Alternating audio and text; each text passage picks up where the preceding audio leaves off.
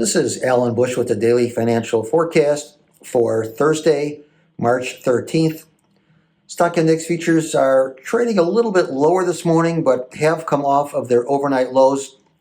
This after the Bullish Producer Price Index report was released. The Producer Price Index for February coming in unchanged when up 0.3% was expected, and excluding food and energy on a month-to-month basis actually was down 0.1%. That was a bit of a surprise when an increase of 0.3% was forecast. So it does appear that a lot of the classic blow-off signals may have taken place earlier this week, specifically on Monday, indicating that we may be close to the end of this down move.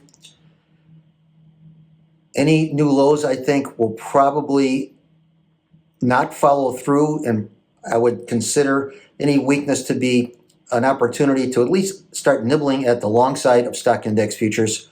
Longer term, I think the indices will be supported by a Federal Reserve that is very likely to become more accommodative this year.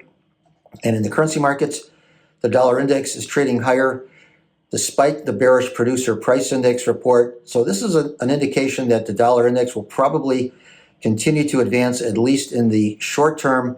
So anytime a market can trade higher on bearish news, it is a sign of strength. And in the interest rate market futures, only a limited reaction to the weaker than expected Producer Price Index report.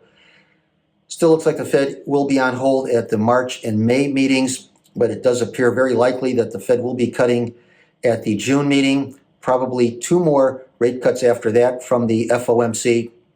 So I think a more accommodative Fed should be supportive to the interest rate futures markets across the board. I think any weakness should be used as buying opportunities. So good trading, everyone. Once again, remember, these are my opinions alone and are not the opinions of ADMAS or ADM.